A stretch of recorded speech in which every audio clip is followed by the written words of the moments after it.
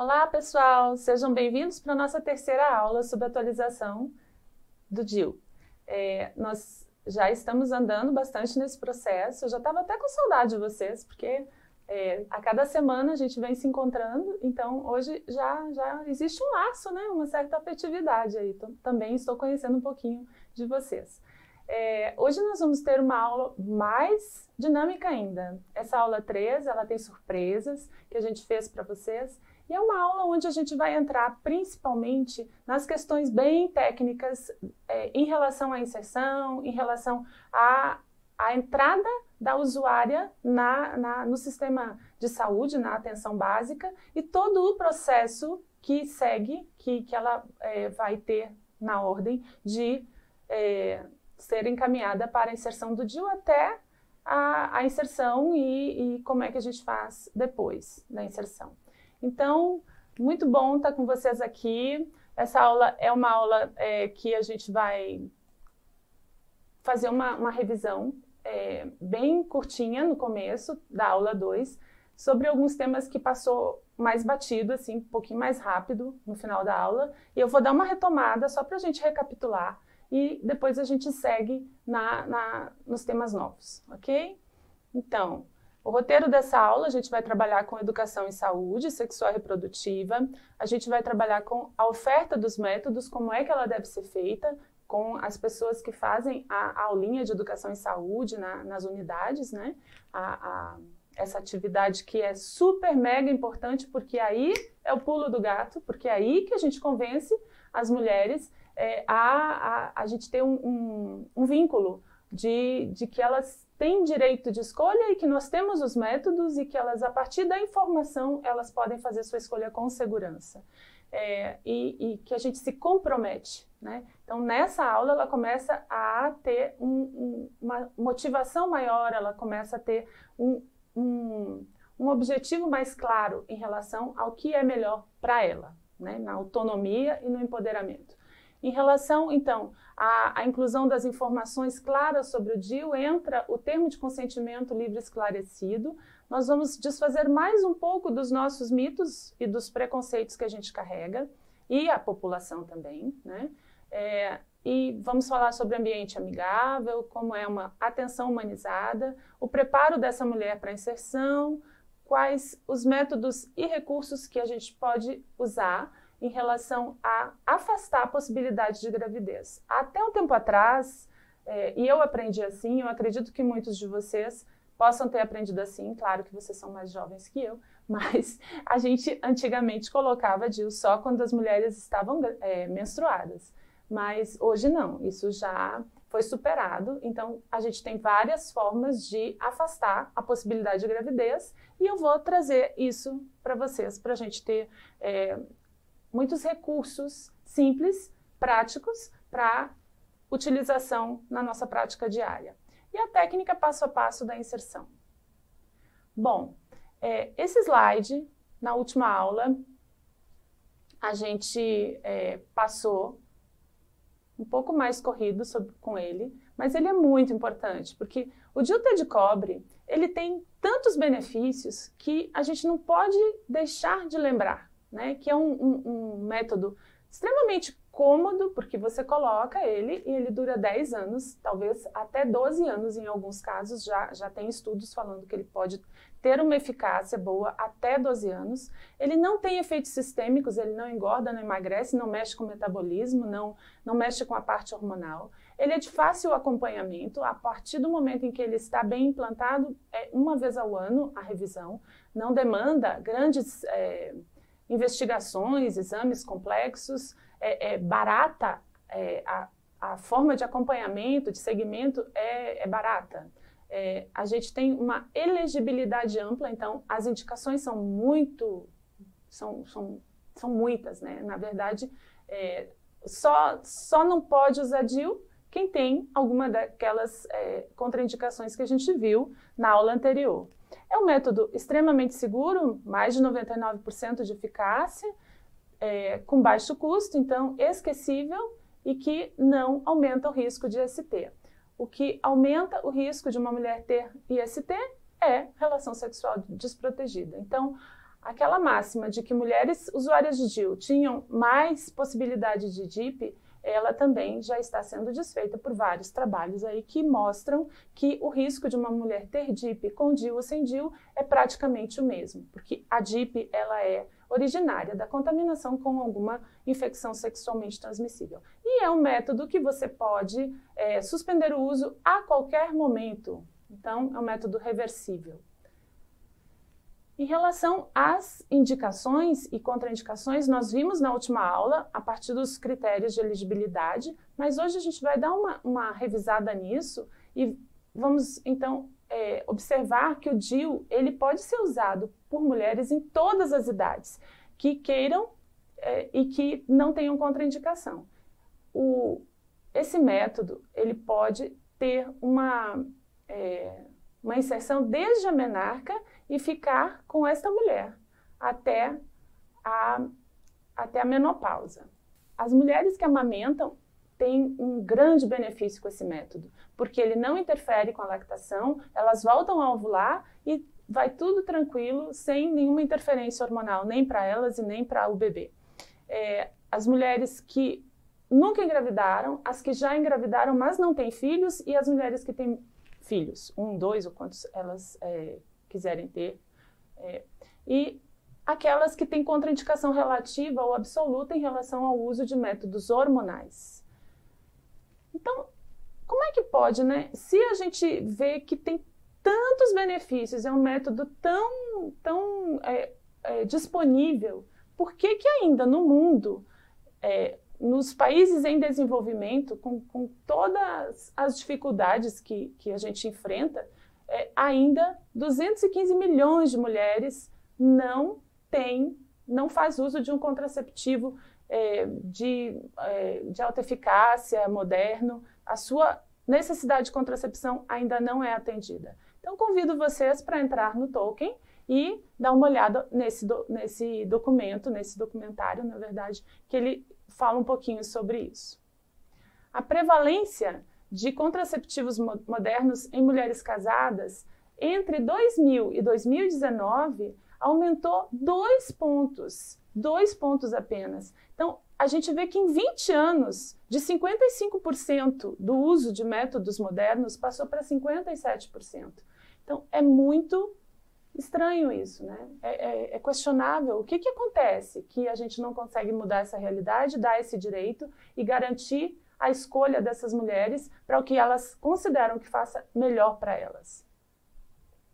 Então, as razões que os estudos demonstram para que esteja acontecendo isso, esse lento aumento do uso dos métodos modernos, tem a ver com uma escolha limitada desses métodos. Por quê? Porque a gente também não oferece a possibilidade. O acesso limitado aos serviços também, principalmente entre as pessoas que têm mais dificuldade econômica, social, educacional, financeira, os jovens, as adolescentes e as pessoas solteiras. Alguma experiência negativa com algum método anterior e aí a pessoa fica com medo e não quer mais usar nada, né? Oposições culturais ou religiosas, a má qualidade dos serviços, que também essa é a nossa parte, né? Que a gente precisa estar prestando atenção em estar cada dia melhorando. Aí eu vou contar para vocês que o nosso serviço aqui em Brasília, ele ganhou selo de qualidade em relação ao bom atendimento, a vários critérios da UNFPA. E, assim, a gente vê que essa busca de melhorar a qualidade, ela envolve todas as pessoas da equipe e é muito legal participar disso. Eu até sugiro que vocês vejam e tentem se qualificar para receberem também nas unidades de vocês esse selo de qualidade do UNFPA, porque, nossa, é um orgulho para a gente, é muito, muito dignificante quando a gente se esforça para fazer a diferença. Então, o preconceito dos usuários e também dos provedores, né, contra alguns métodos, da gente, né? Nós, profissionais de saúde, nós temos preconceitos, nós temos questões religiosas, juízo de valor, e nós não temos esse direito, inclusive, enquanto profissionais de saúde, de colocarmos as nossas questões na frente, né? Então, a gente precisa fazer alguma outra área que não envolva às questões de direito reprodutivo. As barreiras de acesso aos serviços por questões de gênero também. E aí, esse documento da UNFPA, ele é muito interessante em relação ao que está acontecendo com as populações mais vulneráveis em relação à fecundidade. Esses dois gráficos, eles demonstram o acesso muito mais limitado aos serviços e aos métodos do quintil mais pobre da população. E assim como esses têm em relação à escolaridade e a outros fatores. Bom, falamos de DIU, falamos de direito, falamos de acesso e então vamos embora mudar esse negócio. Eu vou colocar para vocês alguns materiais agora que foram a base para eu elaborar essa aula. Então, a bibliografia dessa aula, ela está nesses materiais. São da OMS, são do Ministério da Saúde, da FEBRASGO e o Sírio-Libanês também participou, mas eles estão todos disponíveis na internet, vocês podem baixar em PDF e vocês vão ver que tudo que eu estou falando aqui está nesses materiais. Então, esses dois vocês já conhecem, porque eu já apresentei. Esse aqui é um guia de planejamento familiar da OMS, ainda era usado mais esse termo, ainda é usado, mas a gente questiona muito pelas questões que eu já até comentei com vocês. Aí tem o manual dos critérios de elegibilidade em português, no manual da FEBRASGO, né, que é a Federação Brasileira das Associações de Ginecologia e Obstetrícia, o manual de anticoncepção, que foi de 2015, e de contracepção reversível de longa duração, que, se não me engano, é de 2016. E ainda tem um para adolescentes, que eu não coloquei aqui porque não é o objetivo dessa aula.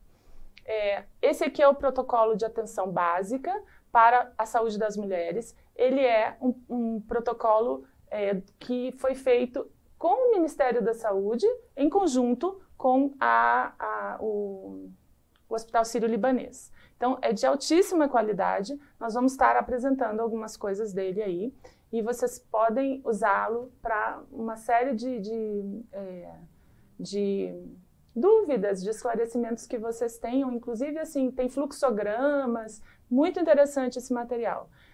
Esse aqui é onde eu me baseei para toda a construção desse curso. Então, muitas coisas vocês vão encontrar nesse manual técnico específico para a inserção de DIU, T de cobre, na rede pública. Então, o Ministério da Saúde identificou essa falha há um tempo atrás, já vem, né, de algum tempo, e providenciou, né, publicou esse manual que é disponível e que vocês têm acesso a ele, e ele tem praticamente tudo isso que nós estamos conversando aqui nessas aulas. E esse aqui é o caderno de atenção básica, o número 26, sobre saúde sexual e saúde reprodutiva. Ele aprofunda mais algumas questões que a gente vai estar conversando, que a gente vem debatendo, e vocês também têm ele à disposição. Bom, como eu estava agora há pouco comentando, a gente tende a evitar esse termo, planejamento familiar, porque as pessoas têm direito de viver sua sexualidade de forma saudável sem estar em família. A gente não precisa casar para ter uma vida sexual e reprodutiva satisfatória. E as pessoas, mesmo não casadas, elas precisam ter recursos para programar se querem ou não ter filhos, quando, quantos, e esse nome ele não se adapta bem a essa situação. Então, a gente fala hoje em saúde sexual e reprodutiva, em planejamento sexual e reprodutivo, em direitos sexuais e direitos reprodutivos, ok? Então, essa terminologia, ela tem esse fundamento, né? Que a gente precisa olhar que as pessoas praticam sexo, que as pessoas têm atividades sexuais mesmo solteiras, né? Mesmo em situações que não sejam maritais e nem para constituição de família. Bom, o planejamento reprodutivo é um termo mais adequado do que planejamento familiar e esse não deve ser usado como sinônimo de controle de natalidade, que isso já não é inadmissível. Então, os serviços de saúde, eles devem oferecer ações educativas tanto individuais, nas consultas, nos atendimentos individuais, ao casal, né, em atendimentos ao casal e em grupo. O acesso às informações, ele pode ser de várias formas, né, até com um vídeo que a gente pode colocar numa salinha onde é feita a ação de planejamento reprodutivo, garantindo, então, direitos iguais para a mulher, para o homem ou para o casal, num contexto de escolha livre e informada. É importante também que a gente tenha uma atenção humanizada e que o ambiente ele seja um ambiente amigável. Então, os profissionais eles precisam prestar atenção na preservação do sigilo, na garantia da privacidade e também a gente precisa começar a adotar o consentimento informado, que eu vou falar um pouquinho daqui a pouco.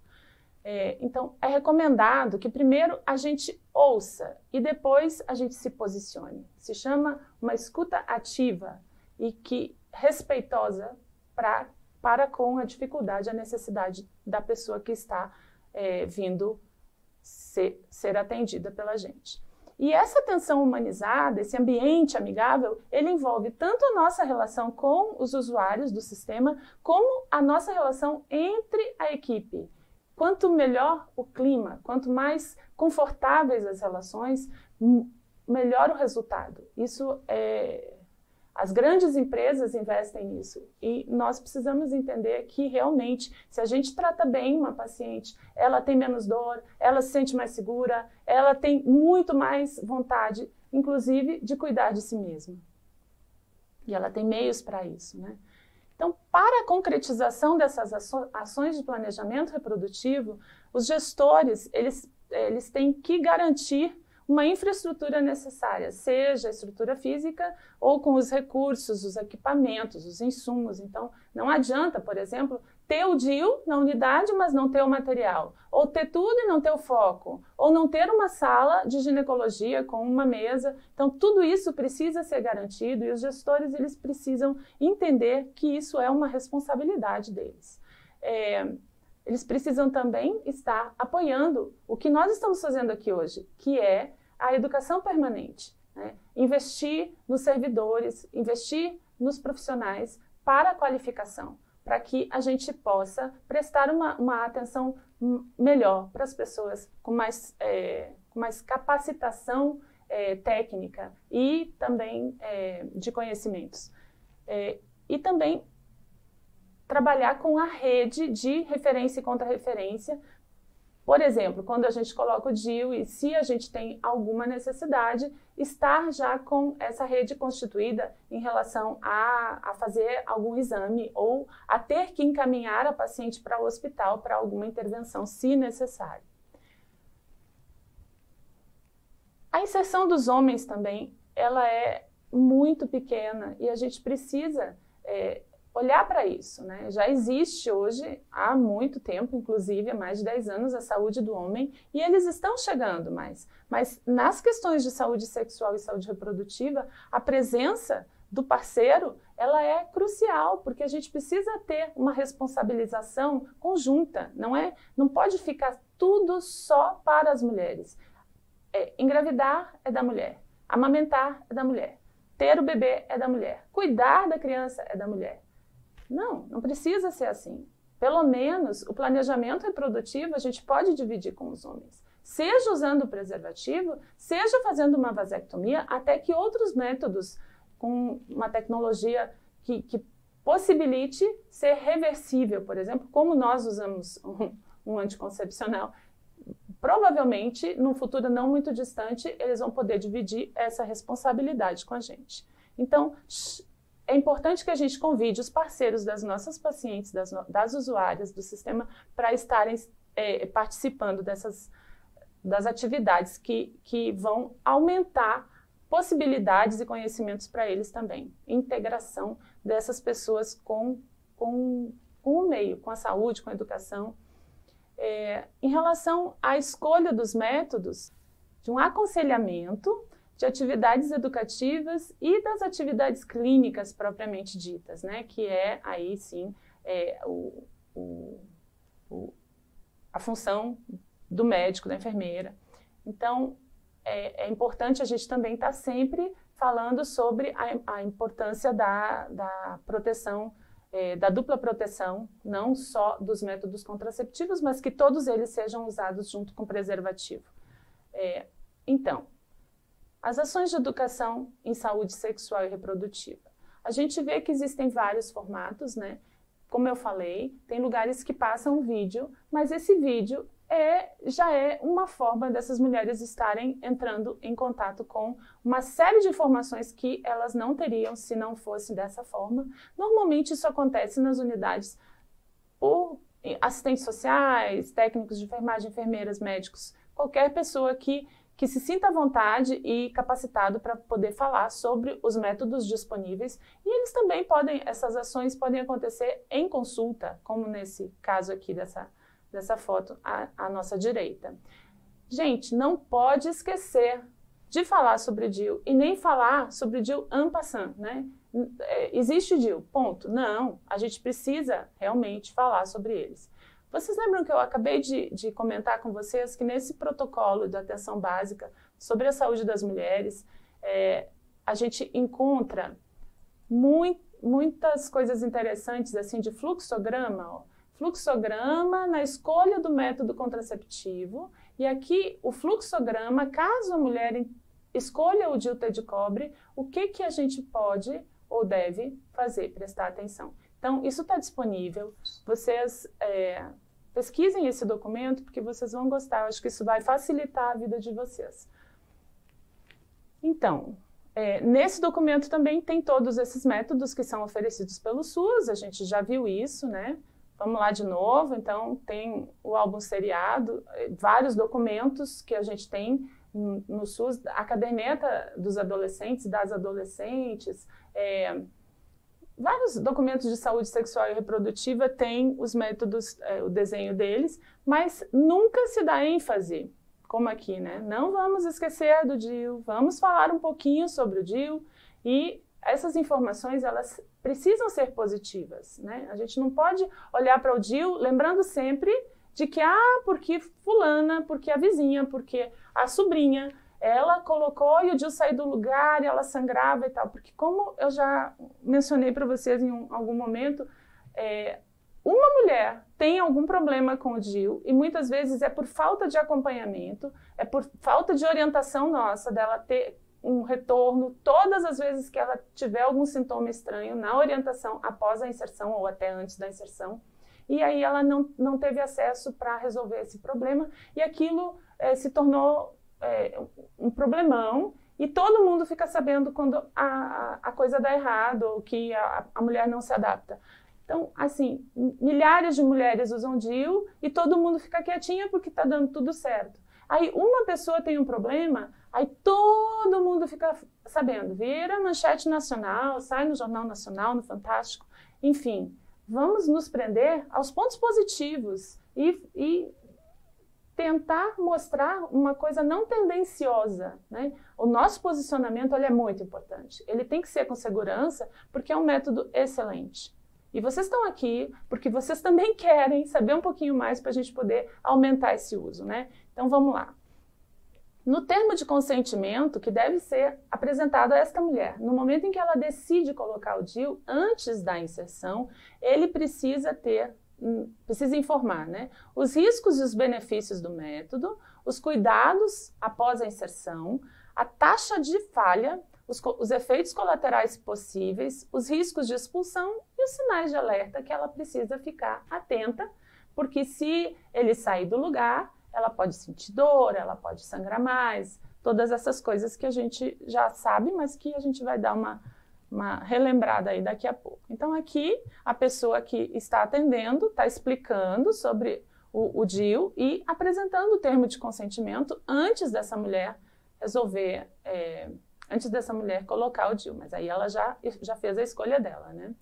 E aí a gente tem alguns exemplos da Prefeitura de São Paulo, e eu vou ampliar porque eu não consigo ler, da Secretaria de Saúde peraí, só um pouquinho,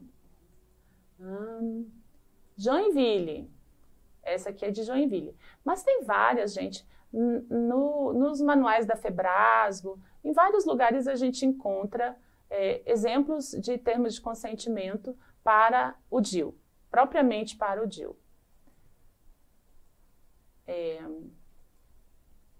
Bom, agora vamos entrar num ponto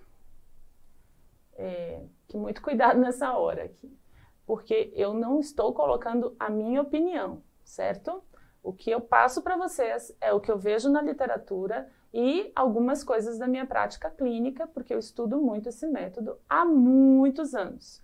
Então, essa é uma questão que realmente, assim, eu acho bastante complexa, porque ela limita a oferta, ela limita o acesso e ela vai contra a garantia de direitos.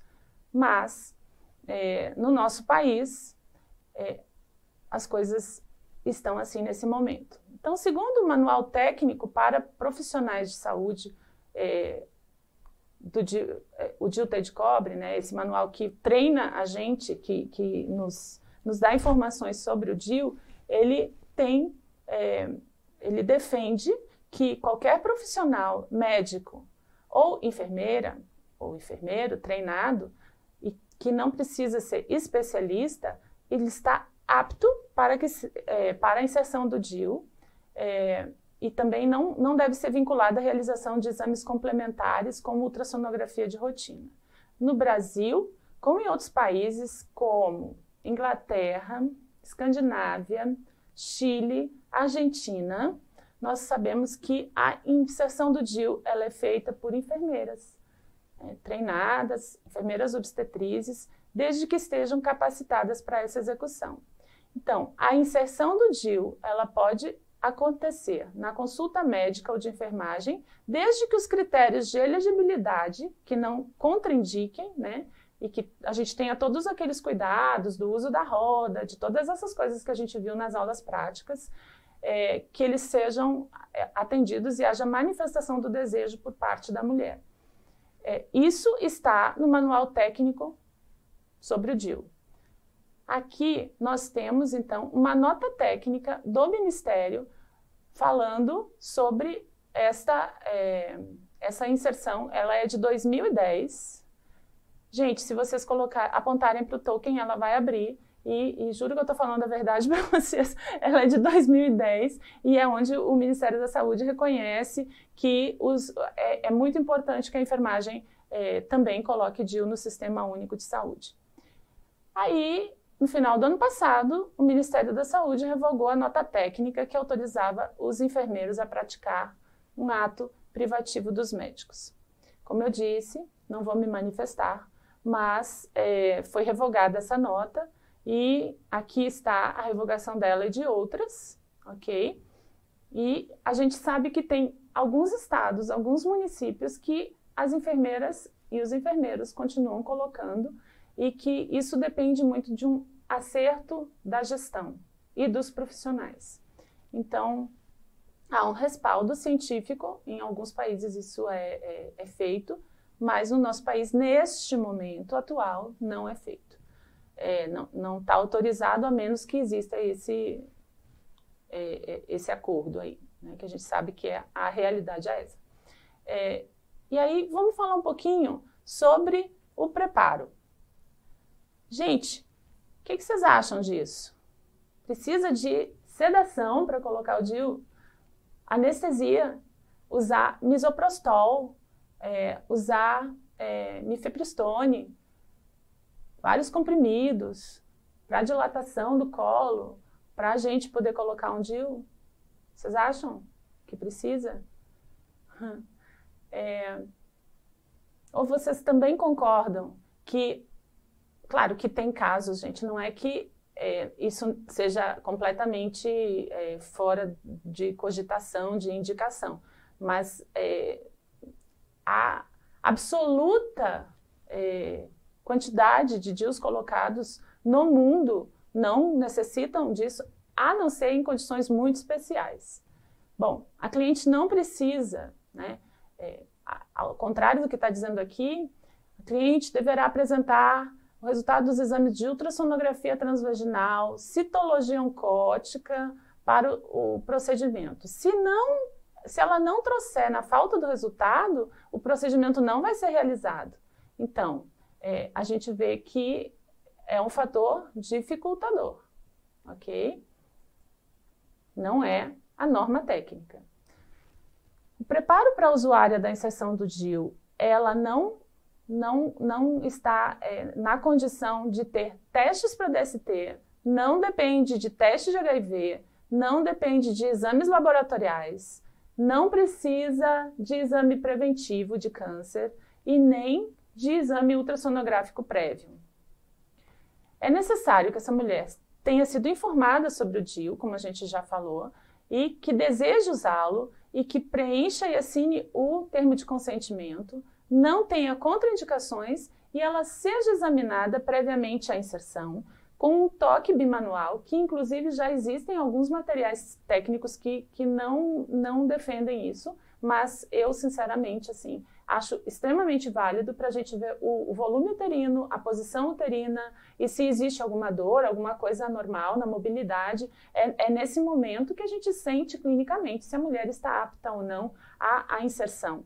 Porque se você faz o toque, vê que esse útero está volumoso, está fixo mais de um lado, é uma retroversão importante, ou se tem alguma coisa errada, a gente já sabe que a gente vai ter alguns cuidados técnicos para a inserção daquele DIU.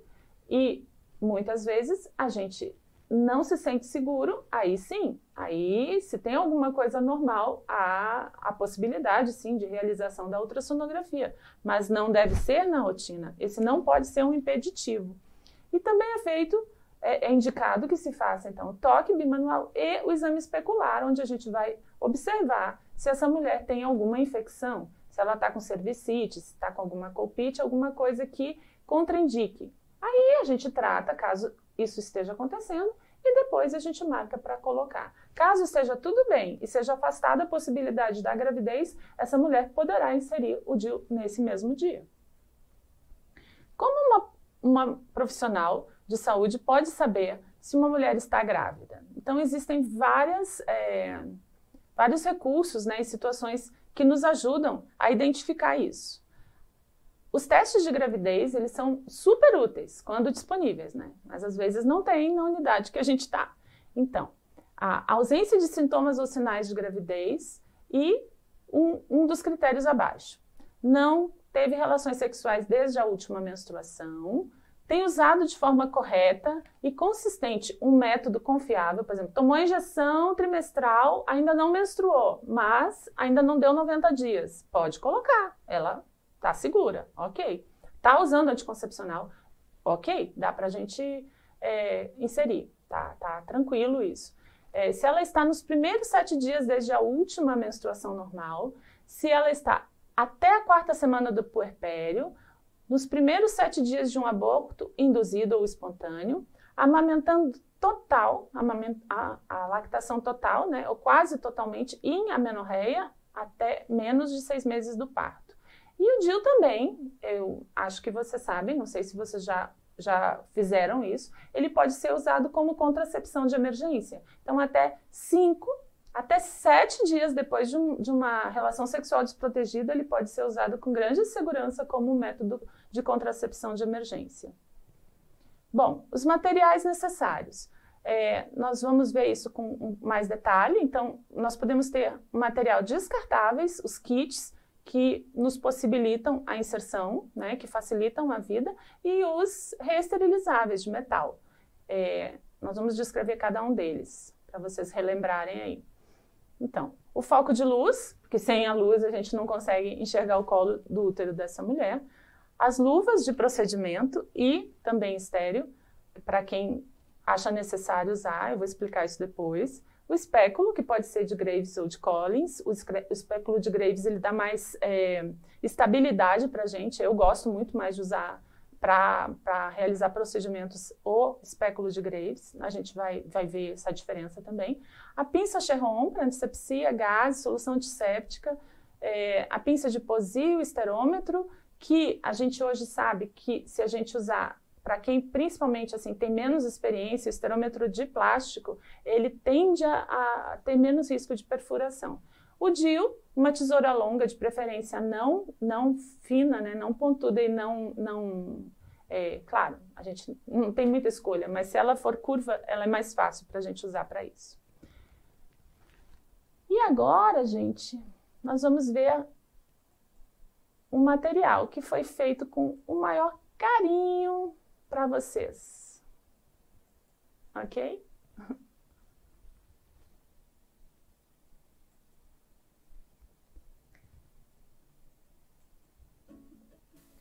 Então, no nosso curso virtual de atualização sobre o dispositivo intrauterino, nós vamos ter a nossa usuária, que vai até o centro de saúde, né? Chega lá, é bem acolhida, né? Bem recebida pelo porteiro, pelas pessoas da recepção do centro de saúde.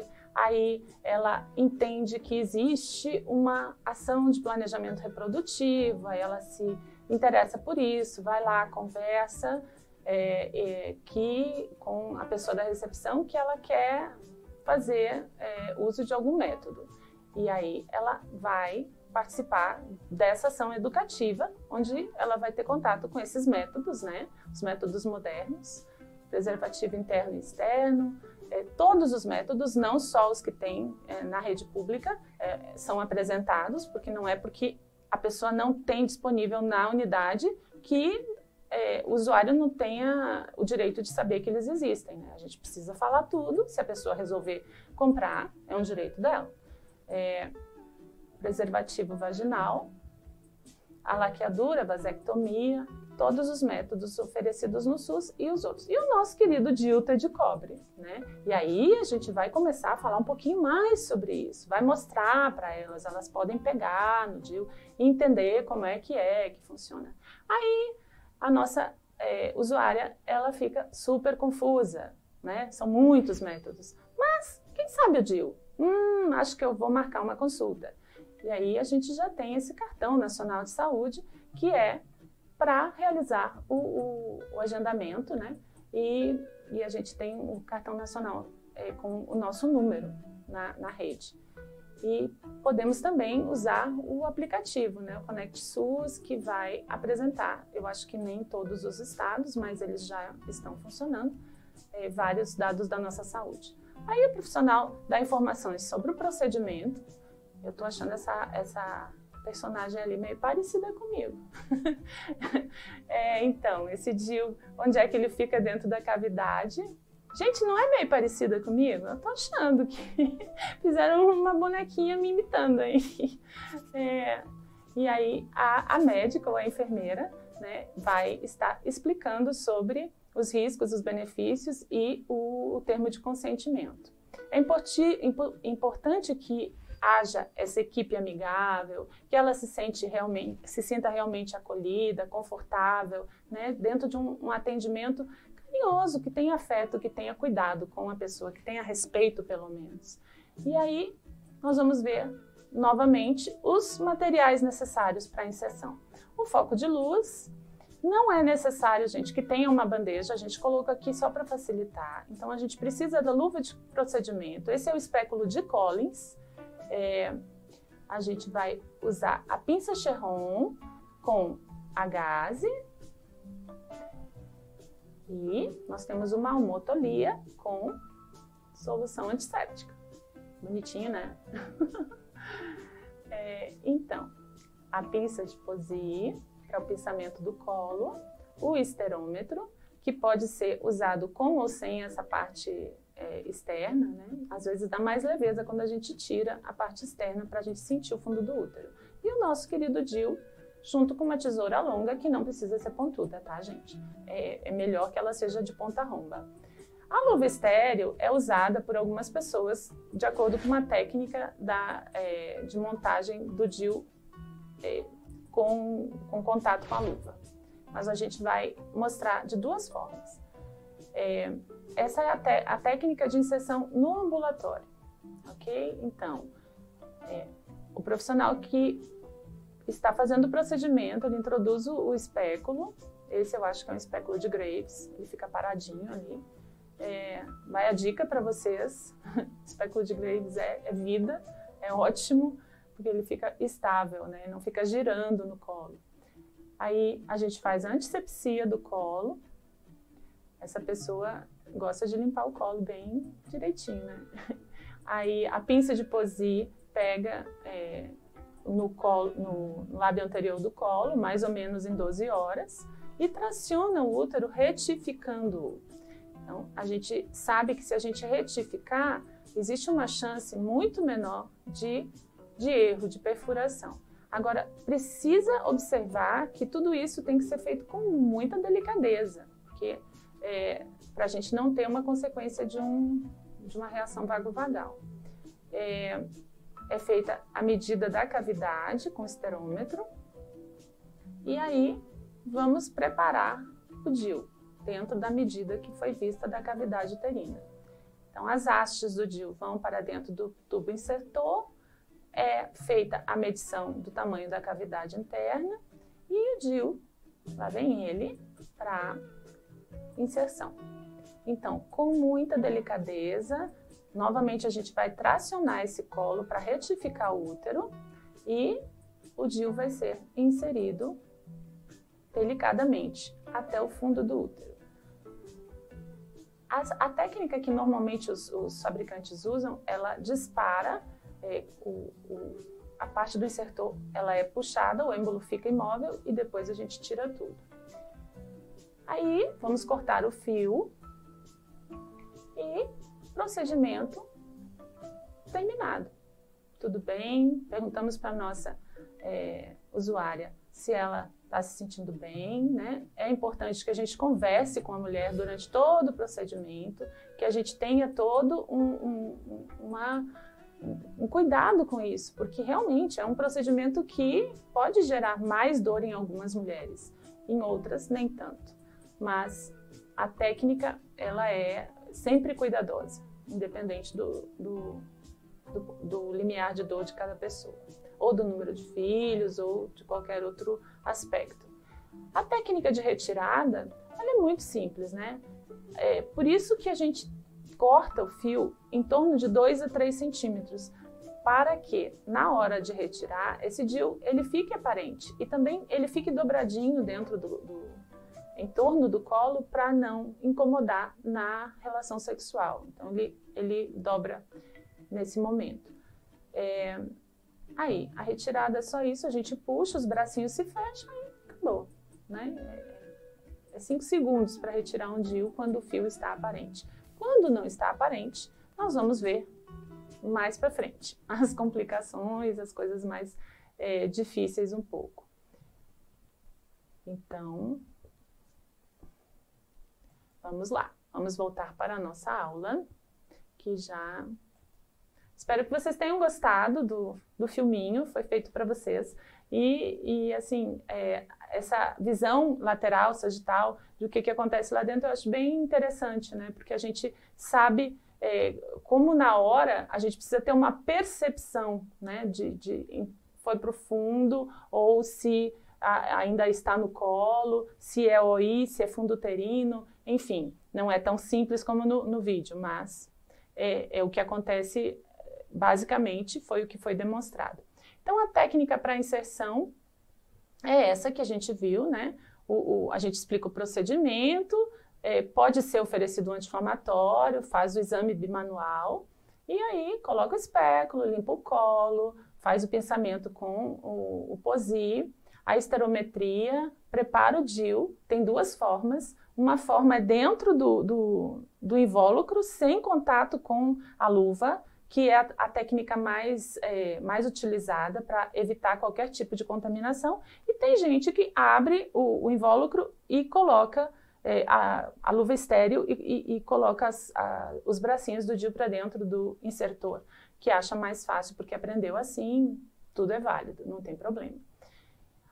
Durante a inserção, então, as hastes têm que ficar na posição horizontal, porque se for virada, ele vai ficar lá dentro em posição errada, né? Então, sempre horizontal quando a gente for inserir, alojar ele no fundo do útero. A maior parte dos fabricantes fala isso, né? Que a gente não empurra o êmbolo, a gente puxa o insertor, porque é mais seguro para não perfurar, né? Para não traumatizar.